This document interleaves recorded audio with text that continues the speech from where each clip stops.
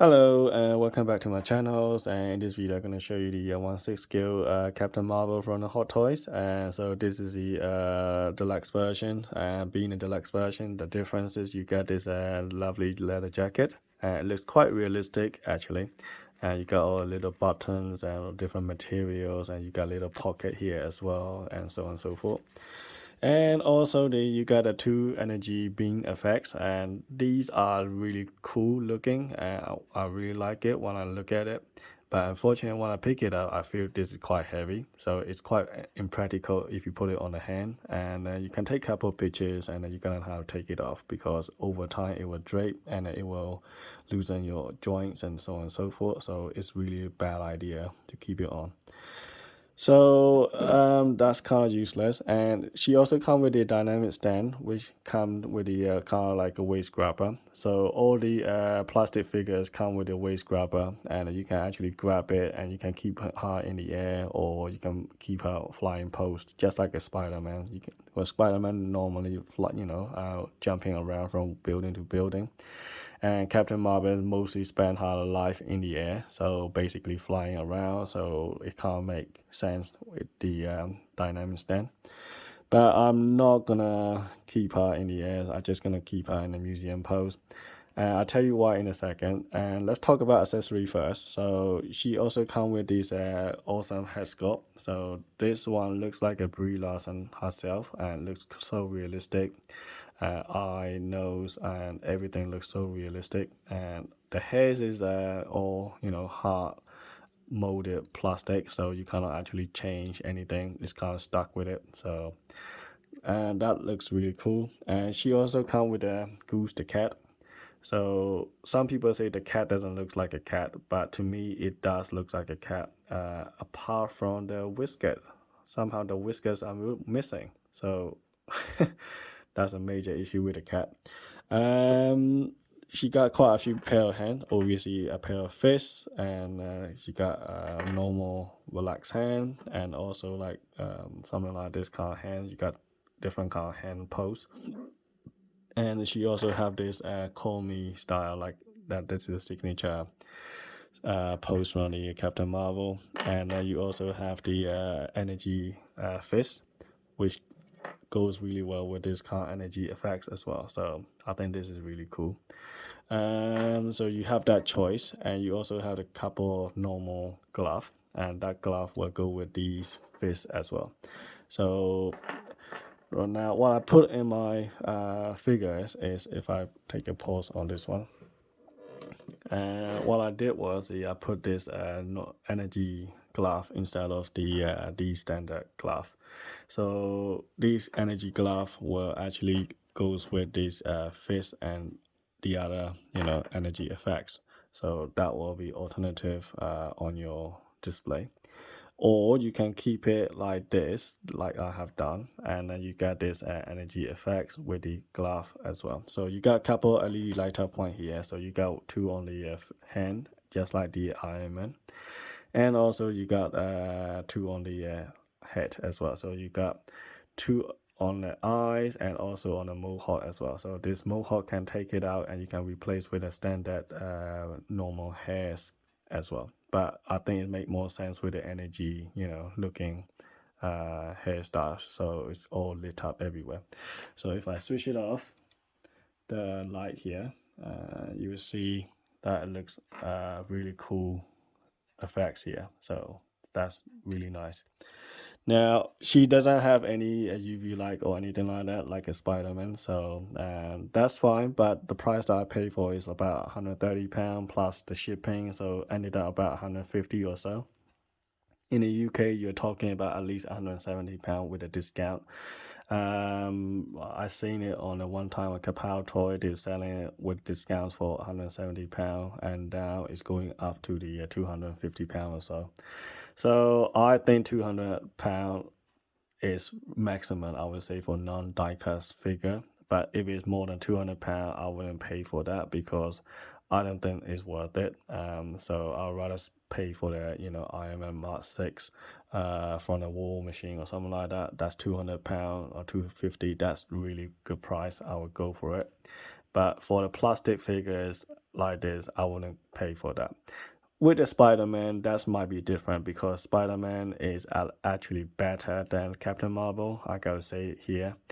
Now, I'm not talking about actual characters. I'm talking about the actual figures here. So the figures here is a very different in terms of the materials and articulations and all this. I can tell the difference. The materials looks really different here. I mean, Spider-Man is, if you press all the muscles and joints here, it's kind of like puffy and it looks kind of like a thicker material somehow. And all the joints and everything have it. If you move the arm, for example, in Spider-Man, you can hear all the clicking joints, so sort of like a gear style. Here is all just a simple joints here. They're nice and stiff, so it's not a problem. But the I think material in the Spider-Man is a lot better and a lot thicker and more durable. That's the word. And this one looks okay. I mean, I like the color scheme and all the paint job is amazing. It looks so realistic to the movie. But one thing that I'm not happy here is the articulation is absolutely terrible. It has so much limitations and you can't actually do anything. For example, you can do the head. I mean, you can go swivel, you can turn around. That's not a problem. It's basically a ball joint, so that's not an issue. The arm is a kind of like you cannot go up too much, otherwise you can't start to stretch all the clothes here. And the arms you can bicep, you can fold it, which is nice. That's the only good things about this one. So is the knee cup, and the knee you can actually bend it really nicely. But I wouldn't go too far on that. And you can see a lot of crinkle and wrinkles start happening here. And the major problem is the chest here. The chest has no movement whatsoever. Okay, so I cannot bend down, I cannot crouch, I cannot turn, I cannot do anything here. This is completely stiff. This whole piece is one giant plastic piece inside there, and it doesn't have any joints or anything like that to move around, which is absolute pain.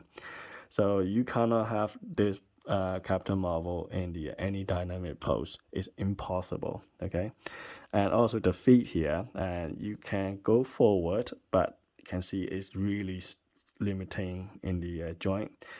Cannot spread out either. You can see it's really starting to get stretched here. The range is very little. It's almost like a museum pose. You cannot do anything more than that. And on top of that, what I'm really disappointed is the feet. The feet is also another major letdown. So you got this no toe articulation or anything whatsoever. As you can see the whole plastic panel down there. And then the feet, you can go around. That's about it. I mean, you cannot pull it up or down. It's completely stiff here. And on top of that, you cannot turn. You can do a little bit, just a little bit, and it doesn't stay in that position either. It keep on going back to the straight line. So the feet is kind of like a stiff, like a complete, like a like stick line. And because of that, if I try to spread out a little bit and then try to pose it, and it's not going to work, and it's really unstable on the ground because it's kind of like a tilted. So you have to get the feet a little bit closer and then try to have it as much as you can on the ground. Stay flat, basically. So that's one major letdown with Captain Marvel. So articulation is, I'm really not happy with it. Spider-Man way better than that. You can do a lot of articulation on the feet, toe articulation. You can do a lot of range on the arm, legs, everywhere. You can crouch down as well. You can turn. So Spider-Man way better than this. So I think that they're only about 30 pound difference probably. Spider-Man 170. This is about 150. So yeah, it's only about 20 or 30 pound difference with the shipping and stuff. So I think Spider-Man much more for your money, I would say, and it's worth it. So if I keep her, it's fine, hopefully it won't tilt over or anything like that. But yeah, anyway, I show you the another pose, and here we are. So this is the I just put the jacket on, and you also have the that's call me signature hands, and you got a normal head sculpt. And so there we are. So when you put this jacket on, it is a little bit challenging. I had to figure it out, you know, a little bit. So I have to push as much as I could, and then eventually it's actually go in. And at the back is also nice. So you got a bomber jacket, typical, you know, being a pilot, I suppose.